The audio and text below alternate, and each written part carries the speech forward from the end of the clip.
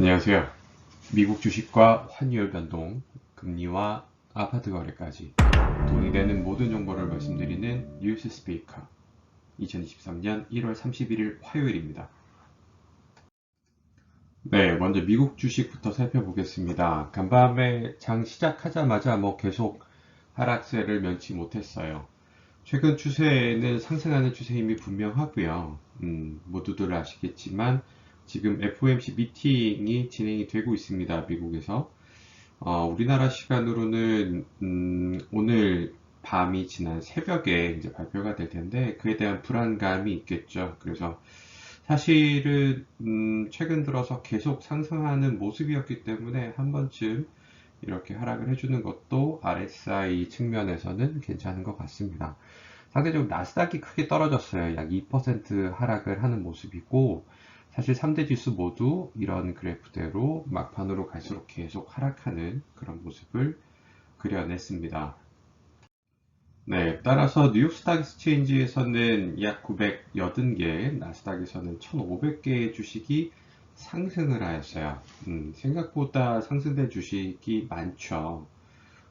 뉴하이를 찍은 종목들은 뉴욕에서는 60개가 넘었고요. 나스닥도 약 90개 정도 선방한 모습을 볼 수 있는데 지수 중에서는 나스닥이 안 좋았다는 거 말씀을 드렸고요. 네, 종목별 현황을 살펴보면 역시 가장 거래량이 많은 우리의 테슬라 180불을 앞두고 다시 미끄러져 내렸습니다. 166.66개 머물고 있는데요. 과연 등락폭이 요즘 보이는 모습을 보면 거의 밈 주식이라고 얘기를 하죠. 투기성 거래가 많은 그런 밈 주식의 등락폭처럼 오르면 10%가 넘어버리고 하락을 해도 이렇게 5% 이상 하락을 해버리는 이런 모습들을 띠고 있습니다. 그만큼 거래량도 거의 한 3억 주 가까이 되고요. 엄청난 모습을 보이고 있는데 최근 계속 상승을 하였기 때문에 일단 RSI 측면에서 말씀드렸듯이 다시 내려온 추세이고 오늘 FOMC 결과에 따라서 상당히 흔들리겠죠. 지금 많이들 주목을 하고 있는데 과연 어떤 모습을 보일지 파월 같은 경우에는 그래도 비둘기파적인 모습을 보이다가 재임에 성공을 했어요, 작년에. 그러면서 다시 인플레이션 파이터의 모습을, 매파적인 모습을 지금 연준 이사들 중에서 띄고 있기 때문에 불안한 목소리가 있는 것도 사실입니다. 오늘 0.25%가 오를 것이다 라는 것이 중요한 게 아니라 이미 알려져 있는 재료는 호재가 될 수가 없죠. 과연 얼마나 강경한 발언을 또 쏟아낼 것인지에 따라서 이 추세가 바뀔지 아니면 최근 1월 달에 이 흐름이 계속 높아질 것인지 중요해 보일 것 같습니다. 애플도 당연히 하락을 하였고요. 엔비디아 같은 경우도 다 기술주에 있는 모습들이기 때문에 상당폭 하락을 했던 것을 확인할 수가 있습니다. 네, 10년물 금리 현황 3.5에 머물고 있는데요. 최근 5일간의 거래량을 보면 그래도 다시 높아진 모습이에요. 어제도 다시 반등을 했기 때문에 이러면은 기술주에 있어서 아직 성장 가능성이 큰 그런 성장주들에게는 좀 타격이 있겠죠. 금리가 10년물 금리가 국제 금리가 오르면 기술주에 있는 자금들이 빠져나가기 때문에 이 흐름을 어떻게 가져갈 것인지. 하지만 2년물, 가장 짧은 2년물보다 10년물이 차이가 많이 나기 때문에 오늘 과연 금리를 한 번 더 올리면서 어떤 이 정렬을 다시 보일지 이게 또 아주 귀추가 주목이 되는데 뉴스 스피커와 함께 내일 일자에서 한번 또 살펴보도록 하시죠.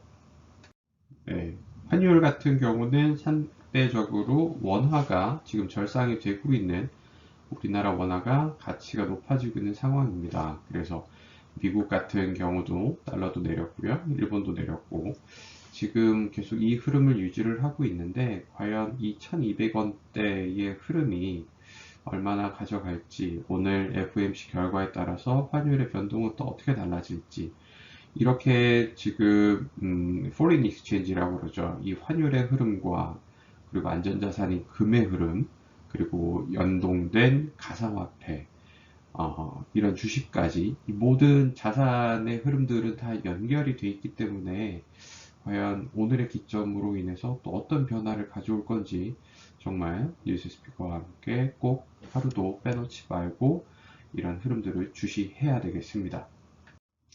나스닥의 흐름에 따라서 성장주의 흐름에 따라서 이 가상화폐 시장도 역시 등락폭을 거듭하는 모습이죠. 비트코인 23,000불을 상회하는 것이 기정사실화 됐지만 역시 최근 들어서 올해 들어서 너무 많이 올랐기 때문에 한 번쯤 쉬어가는 모습입니다. 오늘 아주 큰 재료인 FOMC가 있으니까 비트코인도 23,000불을 하회하면서 한번 눈치를 보고 있는 거죠. 과연 미국 주식과 함께 같이 반등할 수 있을지 역시 지켜보는 재미가 있을 것 같아요. 네, 우리의 레버리지를 위한 주택담보대출입니다. 지금 뭐 다양한 프로그램도 나오고 있고 정부의 입김이랄까요?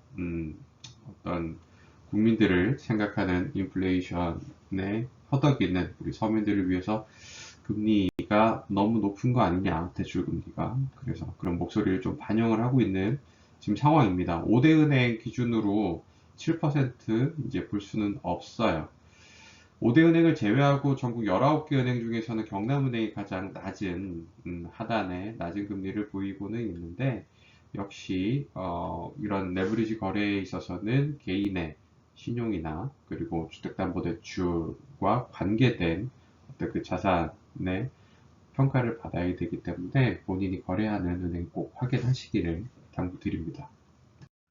그러면 우리의 목돈을 굴릴 수 있는 정기 예금 대구은행이 5%를 하회했지만 가장 상단에 계속 유지를 하고 있죠.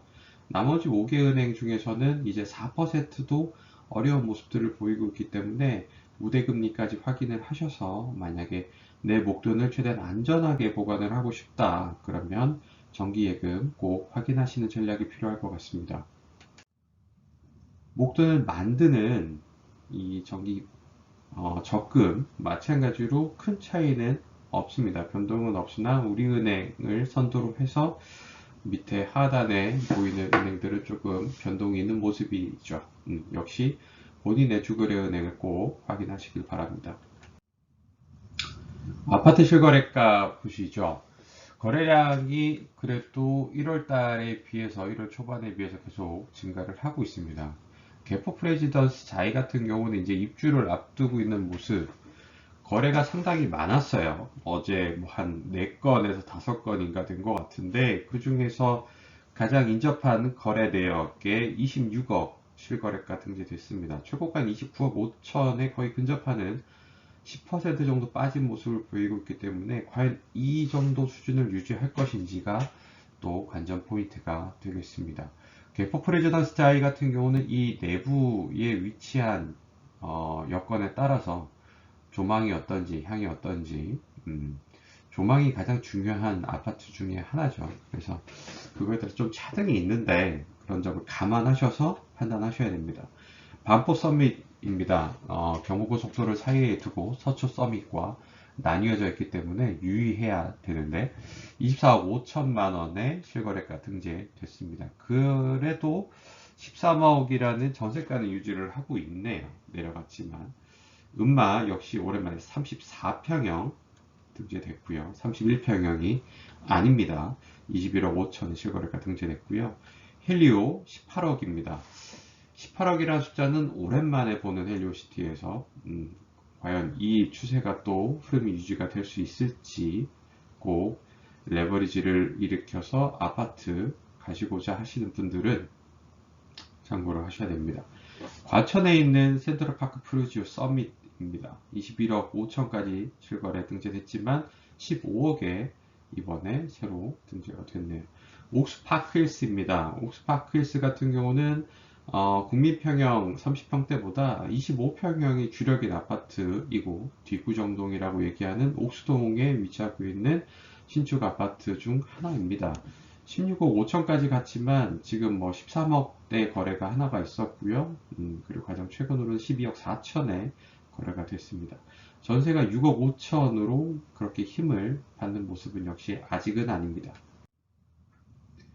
네, 그러면 오늘의 이슈를 살펴보죠. 특례 보금자리론 앞으로 1년간 운영이 됩니다.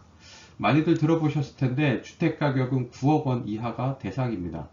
꼭 KB 부동산 사이트도 그렇고 공시지가도 확인을 하셔야 되고요.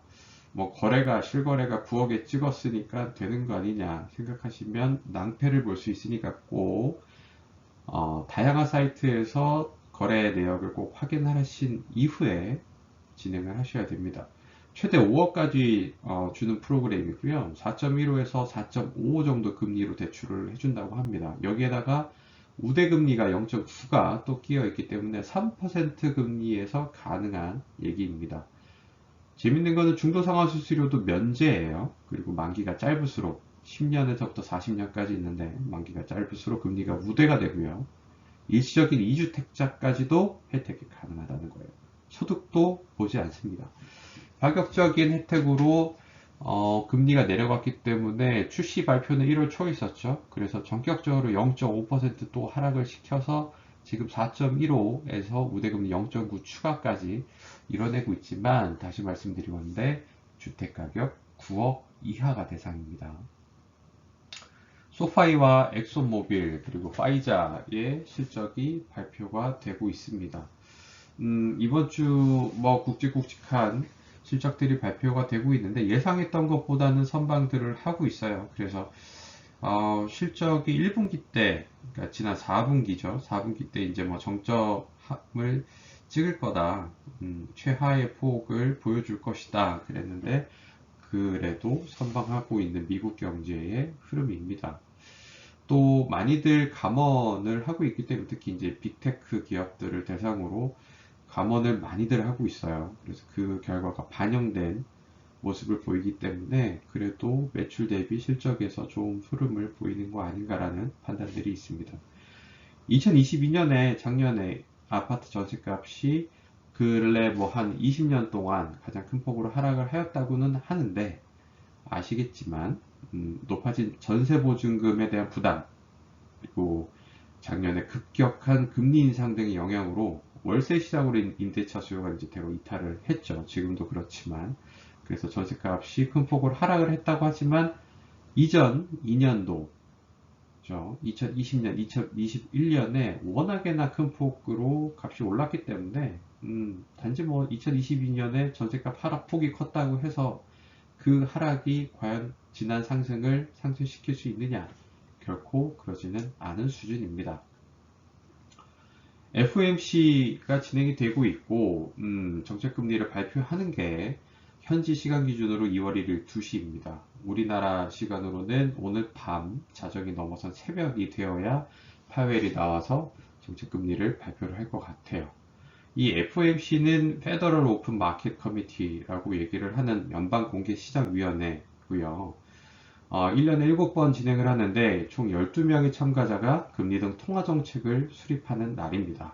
다양한 의견이 교환이 되고 그 결과로 인해서 우리는 이 정도 금리를 발표하게 됐다라는 얘기입니다. 따라서 단순한 금리를 발표하는 게 아니라 가이던스도 발표를 하고요. 전반적인 백그라운드를 설명을 해주는 자리이기 때문에 이거를 토대로 우리나라에서도 금융통화위원회라는 비슷한 미국과 비슷한 그런 정책에 대한 통화 정책에 대한 회의가 열리기 때문에 같이 확인을 하시면 좋을 것 같습니다. 오늘 과연 어떤 모습을 보여줄 수 있을지 그럼에도 불구하고 꼭 돈을 벌 수 있는 하루 되시기를 바랍니다. 뉴스 스피커였습니다.